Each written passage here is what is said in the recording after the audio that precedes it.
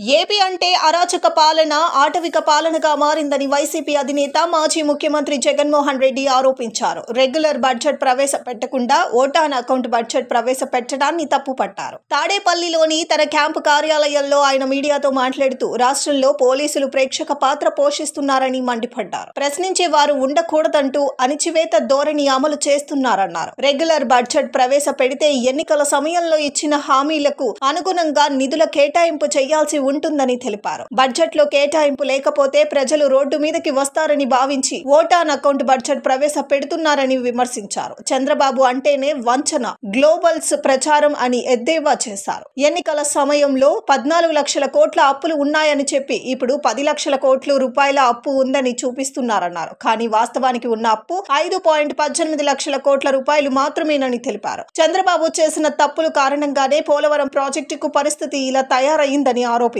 శ్వేతపత్రాల పేరుతో అబద్ధాలు ప్రచారం చేస్తున్నారని మండిపడ్డారు. ఎక్కడైనా కూడా ఒక ప్రభుత్వం ఏర్పడిన తర్వాత ఒక ప్రభుత్వం 12 నెలల పాటు ఒక బడ్జెట్ ప్రవేశపెడుతుంది. ఆ బడ్జెట్ కూడా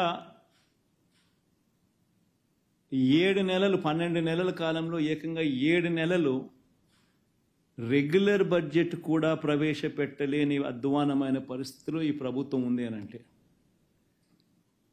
12 నెలల కాలానికి ప్రవేశపెట్టే రెగ్యులర్ బడ్జెట్ ప్రవేశపెట్టాల్సింది పోయి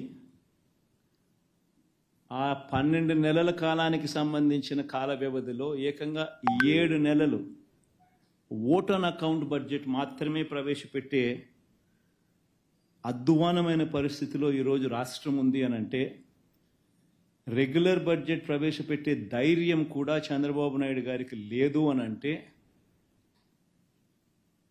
ఎంతటి దారుణమైన పాలన సాగుతూ ఉంది అని చెప్పడానికి ఇదొక గొప్ప నిదర్శన. నిజంగా రెగ్యులర్ బడ్జెట్ అంటూ తాను ప్రవేశపెడితే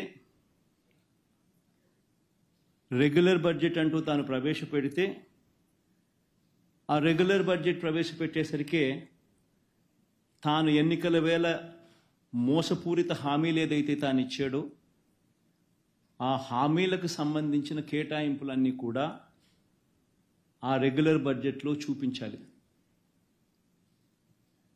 ఆ రెగ్యులర్ బడ్జెట్లో తాను సూపర్ 6 అంటూ సూపర్ 10 అంటూ తాను చేసిన ఆ మోసపూరిత హామీలకు సంబంధించిన కేటాయింపులు బడ్జెట్లో కనపడకపోతే ప్రజలు రోడ్డు మీదకి వస్తారని, ప్రజలు గలం విప్పుతారని అని చెప్పి ఏకంగా ఆ పరిస్థితి రాకూడదు అని తాను రెగ్యులర్ బడ్జెట్ ప్రవేశపెడితే ఆ రెగ్యులర్ బడ్జెట్లో volume 6, volume 5 which talks about రాష్ట్రానికి సంబంధించిన అప్పులు ఎంత ఉన్నాయి, స్టేట్ గవర్నమెంట్కి సంబంధించిన గ్యారంటీ డెట్ ఎంత, ఇటువంటి అంశాలు కూడా ఆటోమేటిక్లీ మెన్షన్ చేయాల్సి వస్తుంది. ఒకవేళ మెన్షన్ చేస్తే తాను అబద్ధాలు చెప్తా ఉన్నటివన్నీ కూడా ప్రజలకు తెలిసిపోతుంది అని, అది కూడా చేయలేని అని కూడా ఇంకొక కారణంతో ఏకంగా రెగ్యులర్ బడ్జెటే ప్రవేశపెట్టకోకుండా చంద్రబాబు నాయుడు గారు దాటవేస్తూ ఉన్న ధోరణి. నిజంగా ఎవరైనా కూడా రెగ్యులర్ బడ్జెట్ ప్రవేశపెడితే పథకాలకు సంబంధించి, మేనిఫెస్టోకు సంబంధించి ఆయన ఇచ్చిన హామీలు ఏమిటి, ఆ హామీల మేరకు ప్రజలందరూ ఎదురు చూస్తూ ఉంటారు. ఆ పథకాలన్నీ అందులో ఉన్నాయా, ఆ పథకాల డబ్బులు మాకు వస్తాయి అని చెప్పి ఎదురు చూస్తూ ఉంటారు. అవన్నీ కూడా మోసపూరిత హామీలని ప్రజలకు తెలిసిపోతాయి అని రెగ్యులర్ బడ్జెట్ కూడా కనీసం పెట్టకుండా దాటవేస్తూ ఉన్న ధోరణి.